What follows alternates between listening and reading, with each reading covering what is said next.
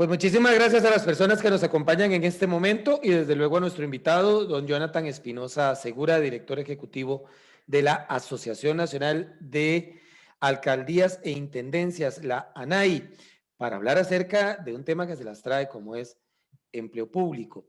Gracias, don Jonathan, ¿cómo le va? Gracias, Gustavo. Pues un saludo a usted y a toda la audiencia de este programa que se ha vuelto cada día más viral por la diversidad de temas y creo que más bien este espacio que ya se ha consolidado ya no por poquitos años, son por muchos años, ha permitido de que se reconozca la amplitud de competencias que tienen los gobiernos municipales y efectivamente esto lo que hace más bien es una mayor responsabilidad en cada uno. Veía en estos días, por ejemplo, la entrevista con el diputado Jorge Fonseca sobre el tema del bienestar animal y el cuidado desde los gobiernos municipales, pero Ujú. eso lo único que denota es que efectivamente cada vez hay una necesidad mayor por parte de la población a que se descentralicen las competencias para que me las puedan resolver de una manera mucho más rápida y eficiente. Es parte efectivamente de lo que busca la descentralización, pero bueno, eso será tema de otro No, momento y creo que hoy nos ocupa otro que también viene muy relacionado con el tema de la prestación de servicios. claro, no, nada más acotar a eso, que el mejor ejemplo, bueno, encontramos ejemplos todos los días, pero el mejor ejemplo es la atención de la pandemia, ¿verdad?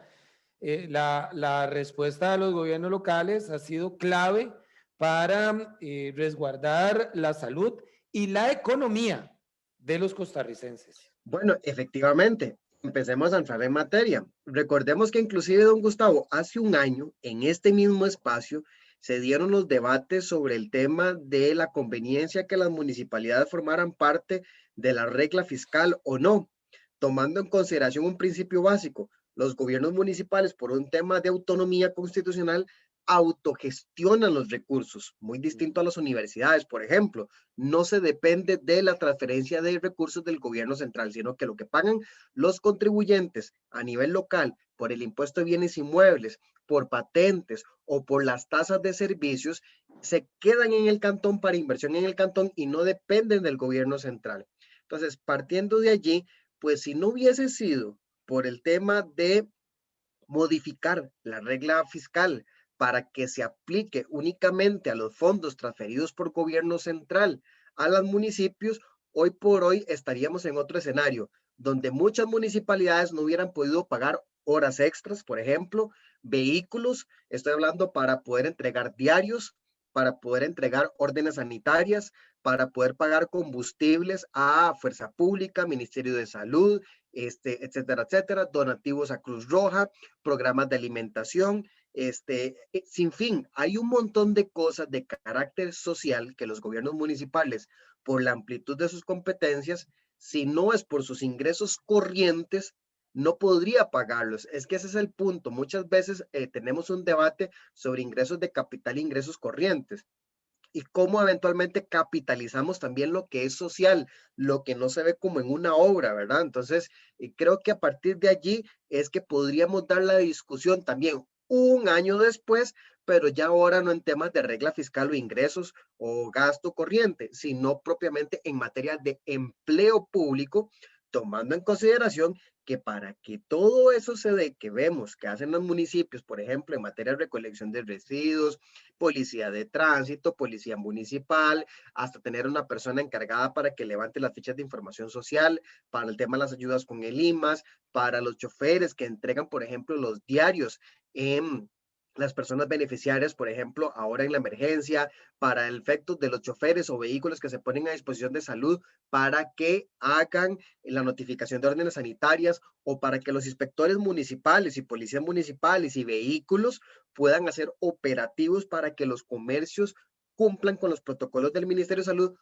Todo eso es gasto corriente y pasa por contratación de personal, que por cierto es la mayor proporción, que ahora les puedo enseñar, pero es la mayor proporción de los funcionarios municipales. Entonces, ahora un año después, nos vuelve a salir el gobierno central con el proyecto de empleo público, un proyecto promovido por el Ministerio de Planificación y Política Económica en el marco del acuerdo del Fondo Monetario Internacional, pero que de una manera me parece un poco odiosa, se intenta incorporar a los municipios en ese mismo. Si bien es cierto, hay un concepto constitucional de Estado unitario, pero usted no puede aplicar reglas para el gobierno central para los demás.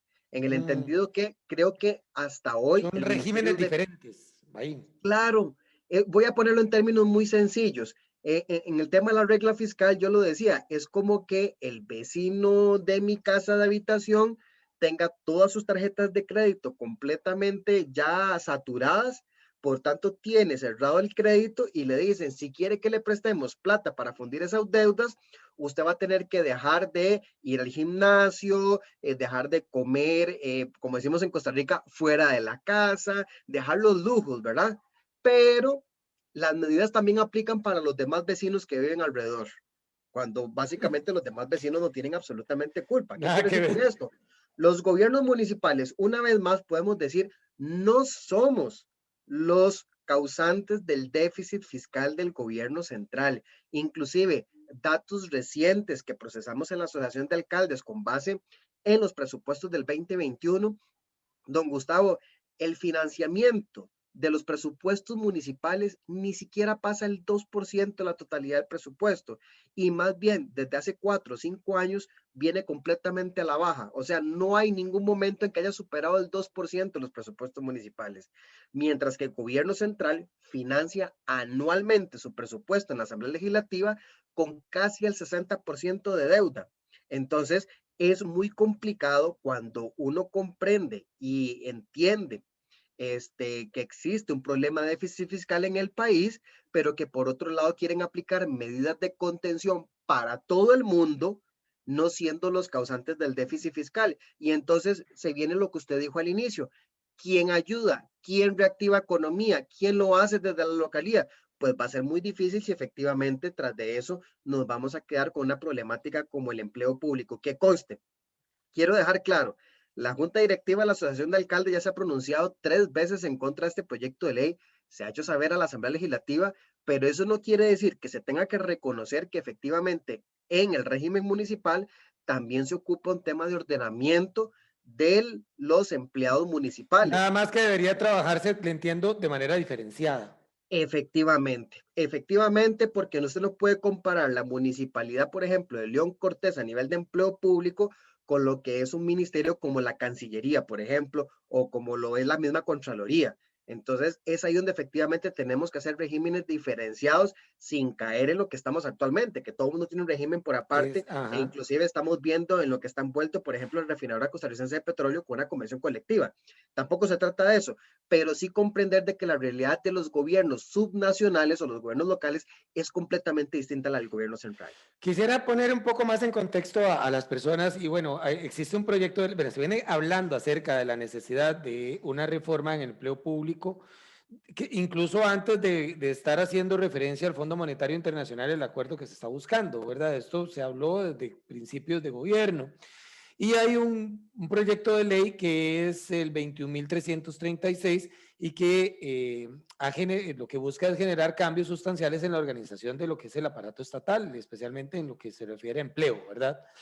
Eh, la propuesta se ha venido pues enlodando y han surgido pros y contras, no solamente de la Asamblea Legislativa, sino fuera de ella.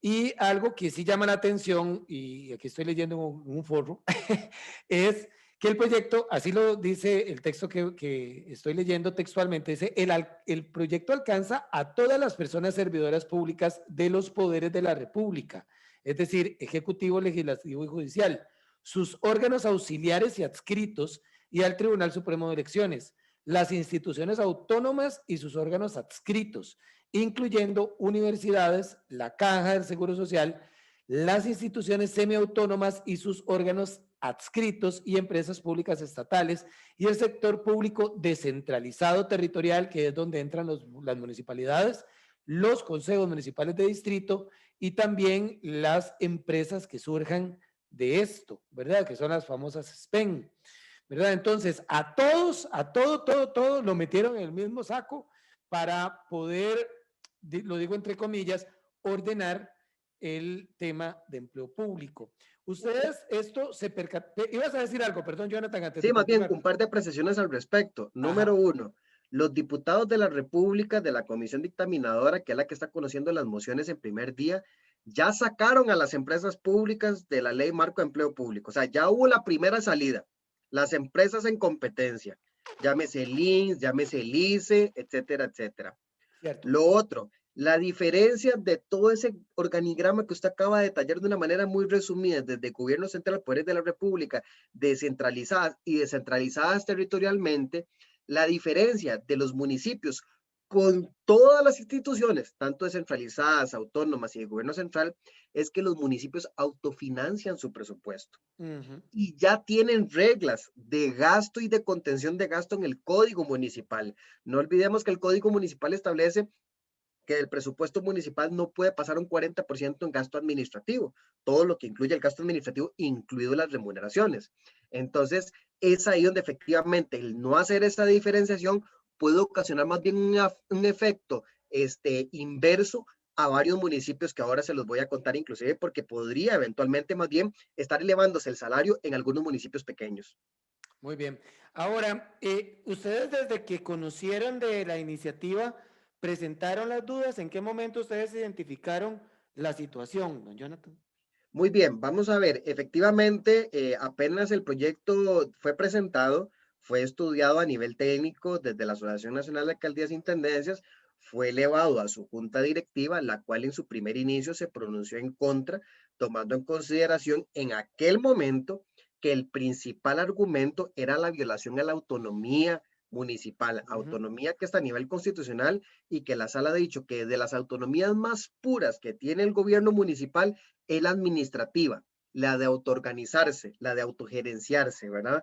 A partir de allí, luego se vino una seguidilla de audiencias ante la Comisión de Gobierno y Administración para que la Asociación de Alcaldes se refiriera sobre empleo público, lo cual lo hizo nuestro director de la asesoría legal y también el señor presidente de la Asociación de Alcaldes, el alcalde de Dota, perdón, don Leonardo Chacón, y fuimos dos veces a comparecencia ante la Comisión de Asuntos Municipales. En una de ellas, inclusive, recuerdo que el diputado Gurzón y el diputado Morales, Mora, manifestaban de que llevábamos razón, de que efectivamente los gobiernos municipales, si bien es cierto, también hay que hacer una ordenanza en materia de empleo público municipal, pero que se estaba cometiendo un error a la hora de incorporarlos. Lamentablemente, pues eso simplemente fue un acto verbal que constan en las actas legislativas, pues ahora cuando se está discutiendo el proyecto de ley en la comisión, producto de las mociones que se presentaron ante el plenario legislativo en su primer día, pues ahora resulta que ahora pues esas palabras como que se las llevó el viento, porque no tiene en ningún momento ni acogida, ni siquiera discusión por el fondo, si efectivamente los gobiernos municipales deben o no permanecer en ese proyecto de ley. Si ya hicieron el análisis o la discusión para tomar la decisión de excluir a las empresas públicas, o por qué no se ha hecho la discusión, o por lo menos estamos en tiempo de hacer la discusión propiamente de si en segundo día de mociones es importante excluir o no las municipalidades, producto de que estamos hablando de un problema que se podría generar muy grave a nivel de la operación de los diferentes gobiernos municipales. Muy bien. Ahora, don Jonathan, ya se abre un portillo, usted mismo lo mencionó, ¿verdad? Ya salieron unas empresas. ¿Cuál es Bueno, la el diferencia sector. ahora? ¿Cuál es la diferencia ahora? ¿Sabe qué? Perdón Yo que lo le interrumpa. contaba, ¿Sabe qué me parece a mí? Que la misma preocupación que era con regla fiscal, que se empiece a dar la desbandada y que todo el mundo jale. vamos a ver, creo que ese puede ser una preocupación política muy válida, pero aquí no estamos apelando a las fuerzas políticas o demás, estamos apelando al razonamiento crítico de lo que debe conocerse por el Estado costarricense. Y aquí entonces voy a hacer un salto. Yo les decía ahora que usted me preguntó sobre cuándo la NAI se había pronunciado, sí, políticamente con el argumento de la autonomía, pero ahora el argumento da un escalón en estos días, inicios de enero, la Junta Directiva solicitó a esta dirección ejecutiva iniciar un proceso de estudio y análisis sobre los funcionarios municipales, Mm. porque hoy hemos consultado y pues muchas personas todavía no tienen claro cuántos son los funcionarios municipales. Voy a permitirme, don Gustavo, si usted me lo autoriza, que compartamos pantalla precisamente para quienes puedan ver este programa, inclusive luego después de su grabación, puedan observar claramente cuáles son los datos que queremos compartir. Claro, Pero, pero por aquí nos vamos ejemplo, comentando también para la gente que está siguiéndonos por radio, pero claro, ve, adelante. por ejemplo, en esta diapositiva que estamos presentando, estamos hablando que los gobiernos municipales o el régimen municipal, solo las municipalidades, y son aproximadamente 15,794 personas funcionarias municipales. Esto con información que levantamos propia de la Contraloría General de la República, que incluye a 89 municipios, excepto Poás, que no digitó los datos ante la Contraloría en su momento, de los cuales estamos hablando 375, que son la minoría, son superior ejecutivo, llámese alcaldes, vicealcaldes y demás. Profesionales, 3,051. Técnico, 2,726. Administrativo, 2,149. Y por favor, presten atención. Los funcionarios y personas que prestan funciones de servicio a los municipios, háblese, por ejemplo, servicios de limpieza de calles, policía municipal, hablemos inclusive de, por ejemplo, recolección de residuos y otra serie de servicios, 7,493 funcionarios municipales. O sea, estamos frente a un tema nada más y nada menos que de 15,000 o casi 16,000 personas, pero, que en materia de empleo público de todo el estado costarricense solo representan el 9% de todos los empleados públicos. Por tanto, uno vuelve a tomar en consideración cuál es la argumentación del Ministerio de Planificación y Política Económica del Gobierno Central y de los señores y señoras diputados que discuten este proyecto de ley en no comprender o dimensionar sobre lo que están legislando en términos no solo de la autonomía y la autogestión de recursos de los municipios, sino de la cantidad de funcionarios que, por cierto, de esos casi 16,000, en su mayoría, cerca del 90%, don Gustavo, son financiadas las remuneraciones con los ingresos que las municipalidades Gener gestionan propiamente, ¿verdad? Entonces, eso nos puede dejar frente a un escenario donde inclusive hay municipios, especialmente pequeñitos, que podrían eventualmente generarse un efecto adverso al proyecto de empleo público. Ahora, hay un tema que está claro, don Jonathan, y es el tema de la autonomía. Pero hay otras repercusiones adicionales si llegara a aprobarse el proyecto incluyendo a las municipalidades. Efectivamente, voy a permitirme de nuevo compartir pantalla para que puedan ver estos datos y precisamente entrelazar mi última afirmación. Precisamente con datos suministrados por las mismas municipalidades ante la Contraloría General de la República, logramos detectar que existen al menos 9 municipios en este país donde el salario promedio que tienen en la municipalidad es inferior al tope del salario que se utiliza para el pago de renta, de la renta del salario, ¿verdad? Estamos hablando, por ejemplo, que en el cantón de Jiménez el salario promedio es de 625,000 colones, incluido profesionales, técnicos y de servicio. En Alajuelita de 640,000, León Cortés 644, Alvarado 648, Punta Arenas 694, Acosta 775, Dota 791, Naranjo 805, Tarrazú 830,000 colones. Esas son el top 9 de las municipalidades que, por así decirlo, más mal pagan en el país. Claro, cuando venimos a comparar, por ejemplo, el promedio de estos datos versus, por ejemplo, aquí está el promedio del sector público, estamos diciendo entonces que los municipios somos los terceros que tienen el salario promedio más bajo de todo el sector público. Inclusive, el salario promedio de las municipalidades en términos generales, como lo ven en el gráfico, en esta barrita color rojo, es de 1,1 millón de colones. Ese es el promedio a nivel municipal. Mientras que en la Contraloría General de la República, que ustedes podrán ver acá en el gráfico, es de 2,2, igual que el del MISIT, ¿verdad? El Ministerio de Ciencia y Tecnología. Entonces, cuando vemos efectivamente este tipo de datos, es que efectivamente uno se pregunta si estamos dimensionando, Cuando uno escucha, por ejemplo, que en la Contraloría el salario promedio, a pesar de que la Contraloría ya tiene un sistema de remuneraciones equilibrado, pero el promedio es de 2.2 millones de colones, posiblemente dirán, porque es que la mayoría de personas que trabajan ahí son profesionales, mientras que en los municipios es de la mitad del promedio, incluidos municipales y de servicios, o en Cancillería es de más de 3 millones de colones, o inclusive en otros entes adscritos, por ejemplo, a gobierno central, como instituciones descentralizadas, o por ejemplo, como en las superintendencias, donde los salarios son altísimos, efectivamente es ahí donde ponemos en dimensión. ¿Por qué?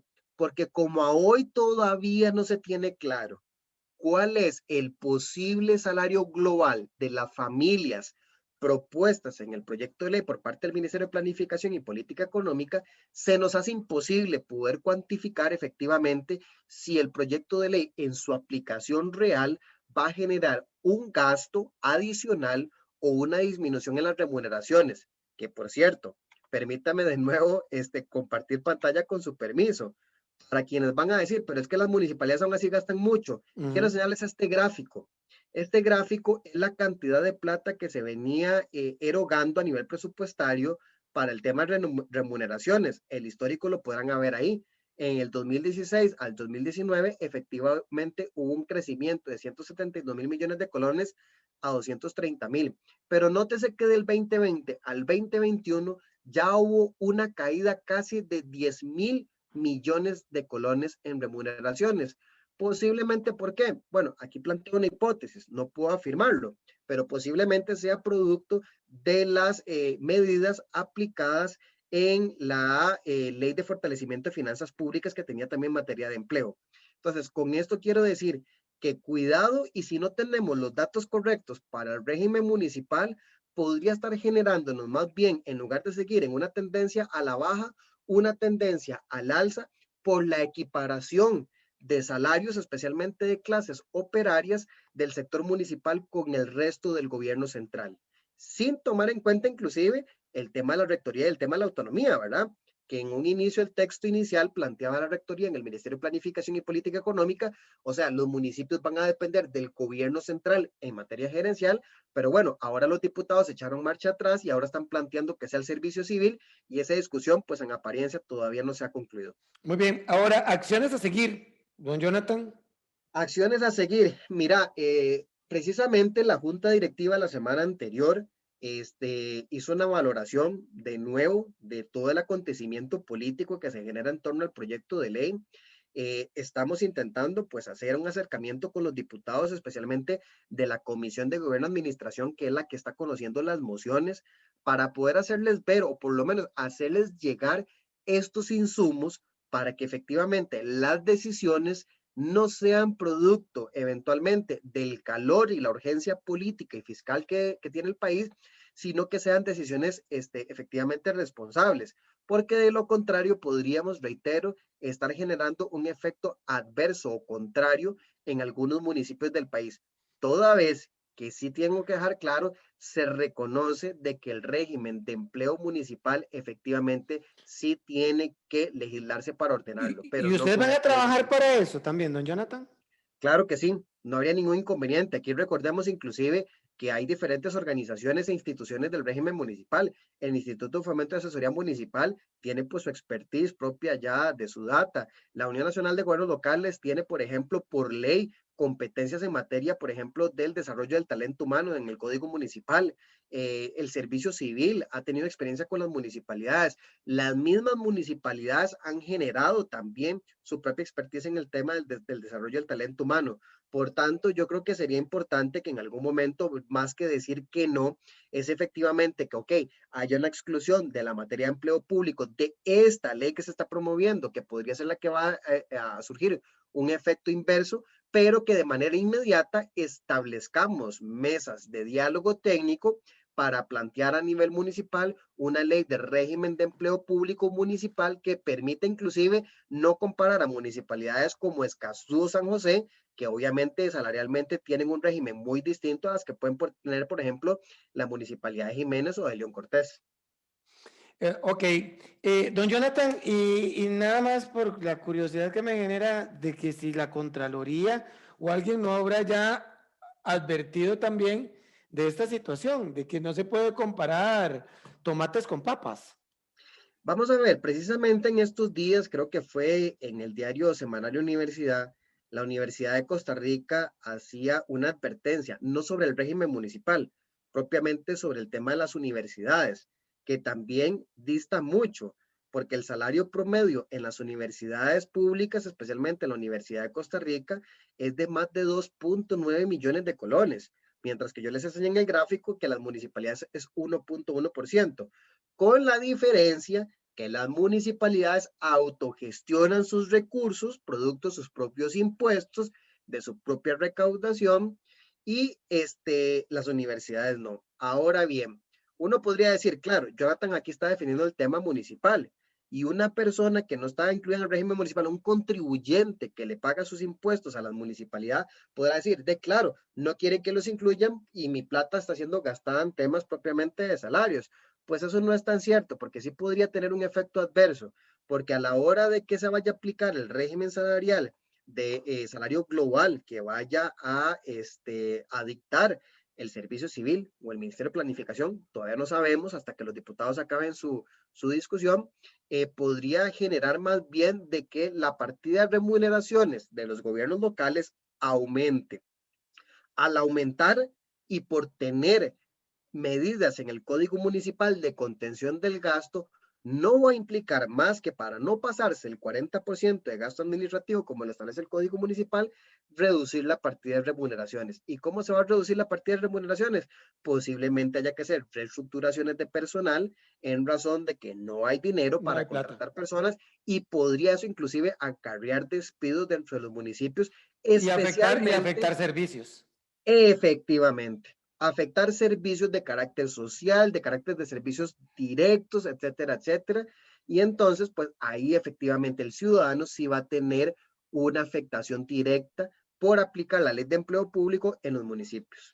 Ahora, don Jonathan, ya nos vamos despidiendo, pero bueno, la aprobación del acuerdo con el Fondo Monetario Internacional involucra, bueno, de acuerdo a lo que dice el gobierno, involucra empleo público, pero también involucra otras medidas, sobre todo fiscales, ¿verdad? ¿Ustedes están observando algunas otras iniciativas que están ahí también en la agenda que inquiete el régimen municipal? Tal vez para el momento de otro programa podríamos profundizar, pero en este momento podría puntualizárnoslas. No, excelente pregunta, porque precisamente este proyecto de empleo público se da en el marco de la agenda del acuerdo con el Fondo Monetario Internacional y hay otro proyecto recién presentado por el Poder Ejecutivo que es el impuesto a las casas de lujo, ¿verdad? Ajá. Que es grabar el 0.5 sobre aquellas casas que tengan un valor tanto de su terreno como de construcción mayor a 150 millones de colones aproximadamente. Al respecto, ese proyecto de ley, que luego lo podemos ampliar con mucho gusto, también ya fue conocido por la Junta Directiva en sesión de la semana pasada y se partieron de varios puntos. El primero, número uno, consideramos de que existe una doble imposición, lo que llaman en materia fiscal o tributaria. ¿Por qué? Porque ya actualmente a don Gustavo, que tiene su terreno y tiene su casa, actualmente se le graba con el 0.25 del impuesto de bienes inmuebles que recauda la municipalidad. Pero ahora el gobierno dice que aparte del 0.25, si su casa vale más de 150 millones de colones, pagará el 0.25 a la municipalidad y un 0.5 al gobierno central, ¿verdad? Lo cual entonces, en efectos prácticos para el contribuyente, al contribuyente no le interesa si el impuesto es de bienes inmuebles o se llama del otro, una parte va para allá, otra para allá. Simplemente es cuánta plata tengo yo que pagar por la tenencia de mi casa y de mi terreno. Pues va a tener que ahora aumentársele casi el 200%. Recuerden inclusive que en el marco de la mesa de diálogo, el gobierno planteó aumentar el impuesto de bienes inmuebles, que también fue un tema de discusión de que las MUNIs vamos a hacer el trabajo por el gobierno central. Pues bueno, ahora lo que hicieron fue solapar eso como un impuesto de casas de lujo, ¿verdad? Y básicamente van a crear una doble imposición, lo cual es inconstitucional. Pero sobre el tema también hay otro punto importante. Uh -huh. Dice el Ministerio de Hacienda que esto no va a afectar ni siquiera al 90% de las propiedades. Ok, vamos a ver, desde la Asociación de Alcaldes no tenemos los datos concretos sobre cuántas propiedades en el país efectivamente tienen más de 150 millones de colones declarados ante la municipalidad en hipoteca o en el registro nacional. Lo que si bien es cierto es que precisamente la semana pasada el director general de tributación directa, don Carlos Vargas, emitió a consulta una directriz que está colgada en la página web del Ministerio de Hacienda, donde le pide a todas las municipalidades que le envíen la información sobre los predios, cuáles tienen construcción, el valor declarado y toda la información que se requiere precisamente para recaudar este impuesto. No quiero ser malicioso y en la confianza de este programa, pues efectivamente eso pone en tela de dudas si efectivamente el gobierno central tiene los números de las estimaciones en razón de que más bien está pidiendo en este momento a los municipios que le generen esa información que precisamente los municipios gestionan. Y aquí los alcaldes han dicho, pues bueno, vamos a gestionar información para que el gobierno local pague más. Y eso podría generarnos un efecto inclusive no solo de la doble imposición y la inconstitucionalidad, sino de hasta morosidad, porque entonces podría crearse, y aquí viene un tema otra vez inconstitucional, la desproporcionalidad. Entonces, si usted no puede pagar el impuesto de bienes inmuebles y tampoco el otro impuesto, se convierte en confiscatorio. Y ahí el malo de la película va a ser la municipalidad, porque que en el momento en que usted no pague el impuesto de bienes inmuebles, ¿verdad? Aunque le esté pagando el gobierno central, quien va a tener que hacer el proceso de cobro administrativo y judicial y hasta el remate de la propiedad va a tener que ser la municipalidad, mientras que el gobierno central va a estar sentado desde el San José esperando que efectivamente el dinero le ingrese a sus arcas para pagar el déficit fiscal, que esa es otra. No es cierto, en el texto presentado en la Asamblea Legislativa por parte del Poder Ejecutivo, no es cierto que lo que se recaude va para temas de bienestar social y de vivienda. El proyecto de ley dice claramente su objeto, que es únicamente para amortizar todo el tema de la situación fiscal del país.